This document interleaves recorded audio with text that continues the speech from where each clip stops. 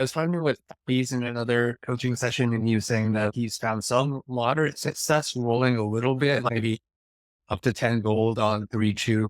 He's spiking Zyra for chemo or something. So kind of making a board that you're like reasonably confident can streak stage 3, especially since everyone else is fading their gold, especially if the lobby is weak. Have you seen any early game play that could just differentiate from opening and playing the stage 4 lottery?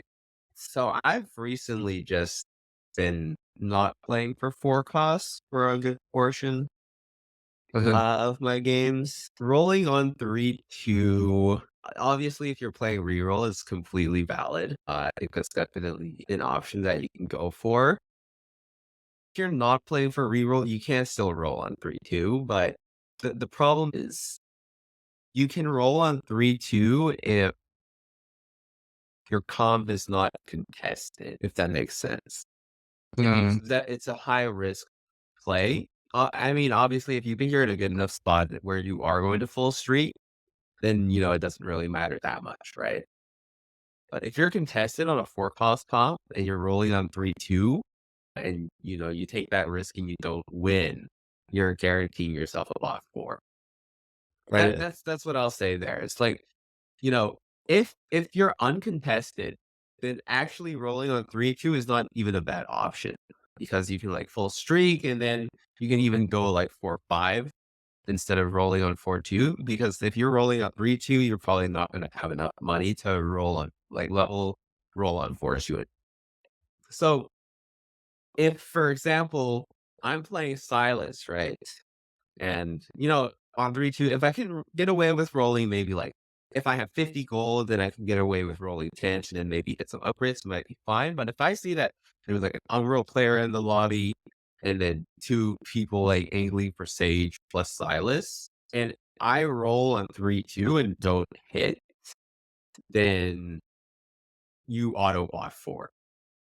I found. That's the biggest thing. So, if you're playing something that's fully uncontested, right? Because everybody in the lobby is usually going to be playing for 4 costs. You might get like 1 or 2 rerollers.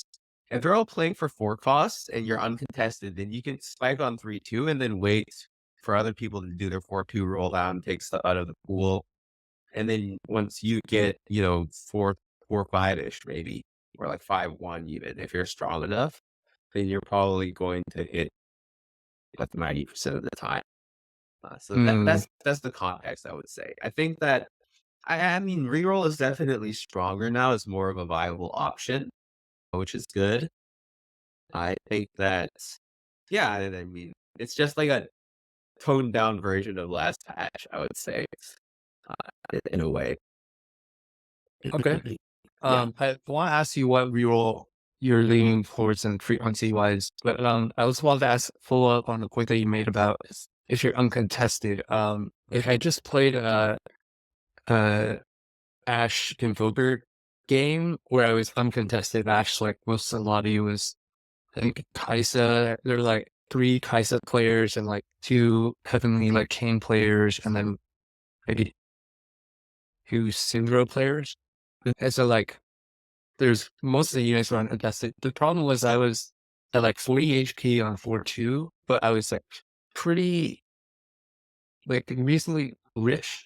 So I was like trying to decide whether I should just wait to 4-3 when after everyone else has already rolled, or maybe just like roll a little bit after everyone, on 4-2. But the problem was I was like a little bit low on HP. I just Right. think how you would handle a situation like that.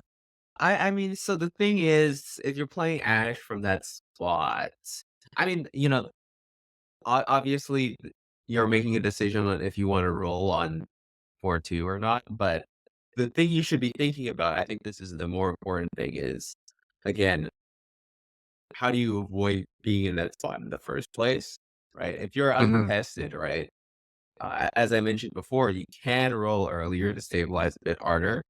And, if you do that, then you're probably going to be better off. So I think that, the sweet spot is probably above 30L with enough gold to roll down the hit. If you can manage that, then, it's fine. But, like if you see that you're the only one playing And I don't know necessarily like when you knew that, right? Because there's a chance that if people are playing Kai'Sa, they're slamming the items, and it might be difficult to tell if they're playing Ash or not. Mhm. Sometimes you can tell based off of their bench, and if they already have a Kai'Sa on their board, right? On like round 3 or something, you might be able to sort of infer that they're maybe play trick shots or something. Yeah. That's like the first thing I would say is like, one, try to avoid being in that situation in the first place. But the second thing is just, you really have to just assess your board strength, right? Obviously, you don't want to roll down too much like if I'm rolling down all my gold and I don't even have Ash Terror and I'm like getting close to like 20 or 10 gold, I'm probably just gonna say, I'll just sit. But you do need to hit something, right? You need to hit some form of front line. So even if you don't hit the Ash, you gotta hit something, I would say. But, like I could hit not 2 and then I can just sit or not 2 or any 2 or even Lily at 2. If you have proper items for her, you probably want to because you just need to hit one of those, right? You don't necessarily Yeah. need Ash, but you kind of want to stabilize the board a bit if you're being tested, then that should be relatively high odds. You're not going to hit everything, but you're going to hit something, right? So So it sounds like he would still roll on 4-2, but maybe not to like 0. yeah, yeah. In that situation, I would roll until I hit one of the upgrades. The idea there is like you don't have to just dig for ash, right? You just have to make sure that you're stable. Yeah, because Uh, 40 health is really like that's cutting it a bit close. Honestly, though, if you can guarantee that you're like above 15 health past the carousel, and you're in a good spot to hit, then it's probably fine as well. mhm. It's cutting it a bit close, but it's not that big of a deal. Obviously, it's lobby dependent. If somebody else, if one of those trick shot players were, a fortune cash out, then it's a little bit too dangerous to go that low, right? Because they're most of the time going to outcap you, right? But if it's a standard lobby, where everybody else is just contesting each other, then you can kind of you just need to stabilize, and then you got good odds to hit. Okay. Yeah. And related to that is, like, I feel like lately I've been almost trying to intentionally play lines that are uncontested, but part of that process involves sending the items in stage 2, and I'm trying to get better about, like, scouting in stage 1 and, like, onto 1 and augments, but I think it's still kind of challenging to do that on the fly so quickly, like, to try to determine whether to level Yeah. on and then It's specifically slamming mhm. items. What I would suggest on the slamming items part is I should always be looking to slam items. That's like what I would always recommend. Because Mhm, even if you're slamming items, that doesn't necessarily force you into playing a specific thing yet. So if you slam items that can fit on multiple comps, one, that's like, that opens up a lot for what you can do, right? mhm, So items like Morello's, Last Whisper, Adaptive Calm is really good, right? What else? Like, you can go for the shred items or even towards mana items, right? Like, if I select Shojin, right, I can still pretty much play any comp that I want. Even like, you can play Sage, you can play the Ash board, you can play Faded, you can play even Trick Shot, right? Because Kai'Sa is a pretty good. So a lot of the times you want to maybe you can always feel free to slam those items if you think they fit well with your current board, right? And I would say that playing for the early game is the most consistent way that you can still play. At least it gives you the opportunity to win streak, and if you can win streak through round 2, it's still like you know obviously, win streaking through round 2 requires some amount of high roll, but if you're not slamming items, then you're already sort of guaranteeing that you won't have that opportunity, right? yeah, If your opener is bad, then that's when you can say like, okay, I'm not going to slam, right? But if you've hit all of your upgrades, then it's something that you have to work. Yeah, it's something worth considering, right? Uh, that's the main thing. Because like you don't necessarily have to slam items, but if you're but that's only if you're, like, fully greedy, right? If you really don't think your board can win, that's when you, like, don't commit the items, right? if you think your board has a chance of winning, if it has a good shot, then you pretty much have to do that. You pretty much have to slide the items. I end up in a Yeah. lot of situations too where I have like a bunch of pairs on like 2-2 or maybe 2-3. Hmm. Uh, and then I've lost the first, whatever X rounds. And Hmm. then there's like a decision point on whether to hold the pairs and try to hit the 2 stars or like sell to make 10 and just full open. And I feel Right. like I'm leaning towards full open just to like keep that flexibility open and like get a clear idea of what the rest of the lobby is doing. But like, I don't know that that's necessarily been working out well. Hmm. Hmm. Yeah, I mean, so what I would recommend is with the Paris thing. This is just in general. Like, you kind of want to start streaking at some point. I think if you're full open until round four without fortune in, you're not necessarily going to be. You're not going to be in a good spot. It's very risky. So ideally, what you can do is you hold the pairs, but you don't push any money into level. Right. So you can still maintain a decent amount of econ.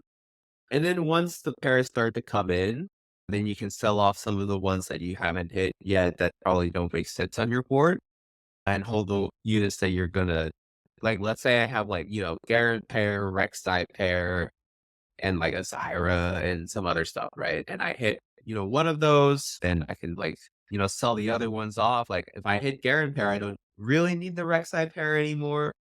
I can sell that off. I can start like building a board around that.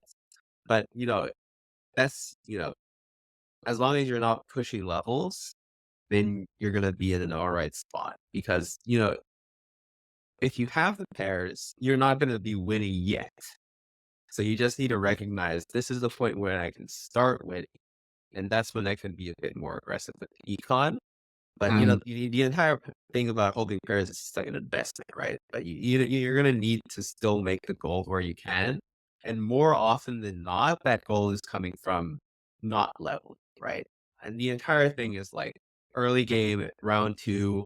If I have a bunch of one cost pairs, so my board isn't that strong yet because I haven't hit any of those pairs yet. There's no reason to really level, right? You're essentially, if you're leveling, you're one, decreasing your odds of getting those upgrades, and two, you're sort of screwing over your econ, right? Because if I level, I could say like win the first round, lose the next two, win another one, and lose the next one, and I won't have hit any of my pairs, and I'm down a lot of gold because I don't get the preserve streak, right?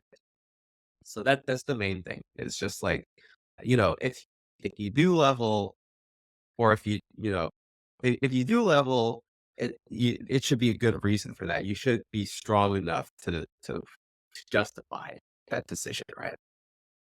okay. And then in scenarios where I am slamming items just to be strong in the early game, and then I end up like multi-way contested, it's like Hmm. that's just kind of it is what it is. And in that scenario, I feel like my approach has just been try to preserve HP cheaply, but then do the roll down hopefully earlier than the other people I'm contested by and hope I hit. It's that like Yeah, kind of the yeah, yeah. So the idea is like if you're slamming early, you should be probably winning rounds, right? Preserving a win streak. So the idea there is one, you're going to be healthier than the other people, right? But two, yeah, you can be a bit more aggressive with your money. If you're full win streaking, you're going to have the econ where you can probably 4-1 or 4-2, and you can just roll down and see if you can get there, right? That's this sort of idea is like if you can bully the lobby without having to roll too much, then by 4-1 you're going to have more health, and you can sort of be aggressive with your gold and try to roll like even if you're like being contested should not be that scary if you're in a better spot than the other people, right? So if I have more health than the rest of the lobby and I have more econ, it doesn't really matter what they want to play because you should be able to dictate what you can Mhm. play. If that makes Yeah, sense, right? first dibs. Yeah. Yeah. Mm, Obviously, you're gonna have some people in the lobby that high roll, but if they're not three-starring if they're not three-starring your 4 costs, right? If they're not three-starring that unit, there's still gonna be units in the pool. Uh, and you sort of have the option where you can say like, okay, I just need one copy of this poor cost. It will stabilize me.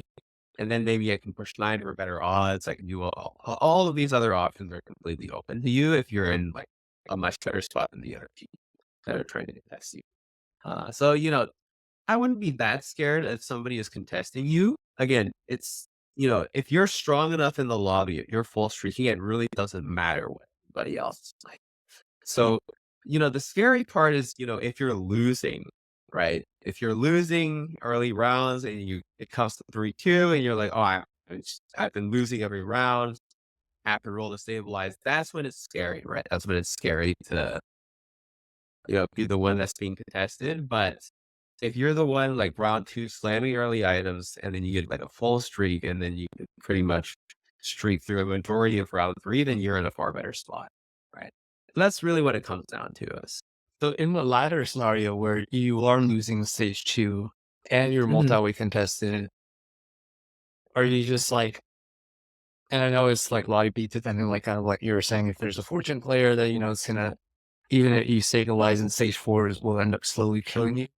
But like, it probably also depends on what items you slam, but how often are you like just pivoting towards three costs to just hopefully stabilize stage three and just say, I'm just gonna stabilize stage three and I'll just slowly bleed out to six as opposed to kind of full opening and then through stage three and then in stage four, yeah, I hope I hit, but if I don't, I'm probably going seven to eight. Yeah, yeah. I'd say in that case, so the thing is, if it comes down to 3-2 and you're like, I really can't do anything, you're probably better off just playing a reroll comp. That's what I'll say. It's like that's sort of your main out if you recognize that if you want to go level 4, you're going to be contested. Mm-hmm. Because more often than not, if you're in a really awkward spot, if you continue going down this road of playing contested while also not being higher health than the other people and probably not having better econ, more often than not, you're going to go bot 4. So, like, let's say my econ isn't the greatest going into like Krugs, and I see that somebody else is playing the comp that I initially wanted to play as a four cost. You still got to, I think you got to think about what your outs are on the reroll side. And the nice part is a lot of the reroll comps have pretty flexible itemization that lets you really, you know, if you're like, let's say I'm playing, all right, I'm aiming for, right, and I've slammed the rage plate. Mm-hmm. But I can't, somebody else clearly, they have raped their last whisper slam. They've been winning all game, right? Like that's a very expensive comp. And if I can't full streak through 3-2 with a solid amount of gold, then my odds of hitting are pretty low. Right. But if you have like just the rage play slam, it's some take. I know you could think about some other options, right? You could play Bard, you could play Janna, right? Even Zyra's pretty decent with those items, even if Valios, right? So what you can do instead is you can do a 3-2 roll down and you can harvest it to play some form of reroll, right? And that's probably gonna be better in terms of expected value and Mm-hmm. average placement than just continuing to go down this particular line. And the thing is like reroll is not the greatest, but it's not at least it's playable, right? At least there are better options. And so yeah, I would say that it might be better to consider some of those other options. Obviously, the thing about reroll, and this is the awkward part, is you have to a lot of the times start considering it earlier. So because having those units, holding those units early that you want for your reroll comp is actually relatively important. Because you know, me me playing hard reroll, if I don't hold the bar in round two, right, or at some point around three, it could end up coming back to bite. So it's just a matter of like making this. You do have to be a bit decisive, right? You have to be somewhat decisive, and you see like, okay, I cannot win the early game, and I'm in a bad spot to contest this person. You have to like sort of make those pivots a bit sooner in your head to sort of commit to playing a specific comp. Makes sense. I think one of the challenges I had is I'll look to reroll only for like the really good reroll calcs, like Gnar in the right slot, like if you have mulched, or like Mhm.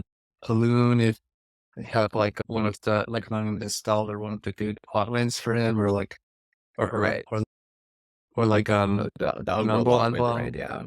Yeah. And so like I think one of the challenges I've had with even thinking about reroll, especially in this set, is it seems like you're basically playing for it's like in the past, if you hit your 3 stars, you were hoping you could get a solid top three, maybe a top two.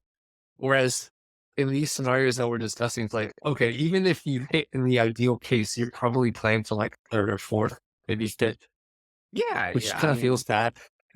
yeah, I mean, you just have to kinda take it, you just have to It is like, what it is, yeah. if you're already in a bad spot, it's you shouldn't be thinking like, "I'm in a bad spot, I can win Mm. out." You should be thinking, "Okay, I'm playing for either an 8 or" like, if I'm already in a spot where I can go 8, right, and I can manage to pull out a 4th or a 5th, that's huge, right? That's like that's the thing you should be thinking, okay, like, because there's what I say is there are spots where, like, you could be going 8th, but you have a high probability of going 1st, right? But there are also spots where you're going 8th and you don't really have that good of a probability of going 1st, right? And in those instances, if you can change that 8th to a 5th or a 4th, then you're already that's pretty positive in terms of, like, you're on the better end of where you could have ended up, right? And that's the thing is like, sometimes when you have to like you take your medicine and play a specific reroll comp from a bad spot, and you can manage to top four it, then Mhm. you're already doing better than if you're being full contested. You just miss and you go eight, right? And Mhm. that's the thing. If you're being full contested from and you're in a worse spot, you're gonna most of the time just gonna have a bad time, right? I don't have an econ augment and I don't have fortune in like I can't get before the other guy does, right? Like that's asking for a lot. Yeah. How do you like adjust to that mentally? Because I feel like any game, if I just get a bot four, I'm just like, oh, that was a shit game. Even if it was like, oh, I had a very high probability of getting eight and I recovered a fit. It Uh-huh. seems like you're able to be like, oh yeah, like that was the best that I could have played in that shit situation. And it's like, yeah, I played great TFT and ended up fit. Just curious, Yeah, like how. I mean it's yeah, I mean this is something that always been kind of in my mental since when I started competing. It's like, you know, uh, when I was playing in like regionals and stuff, being able to pull off like a fifth or a fourth in like a really bad spot, that was like Mhm. that's huge. And so I mean, at the end of the day, what you should think, and this is actually very big. It's like how before the TFP point system, it used to be 1, 2, 4, or 1, 2, 3, 4, 5, 6. No, 1, 2, 3, 4, and then it skipped one for top four, and then it went 6, 7, 8, and then first you used to get 10 points. So it used to put Oh wow. additional weight on top fouring and top one. Right. Uh-huh. And the entire reason why, and I think the big reason why the points change is because at the end of the day, play placements are the only things that matters. Something like going first or something like going fourth is like fairly arbitrary. And so like, part of the reason why the points change was to sort of reflect that it doesn't really make sense to give somebody more points because they're going first compared to second if the person that went first is just, they just high rolled, right? It's not really indicative of skill. Mhm. So I mean, you're essentially just like you're just playing for placements. Even on ladder, like on ladder, it's a bit more skewed towards if you can play towards a fourth. It feels a lot better than if you're playing towards a fifth. But at the end of the day, that's just what you're doing, right? And you know, it's just a matter of how you see TFT, right? Because on the one hand, TFT like how can you make the most caps or get the highest roll scenarios that you can get in and go first, right? That's sort of like the sort of fantasy that a lot of people have.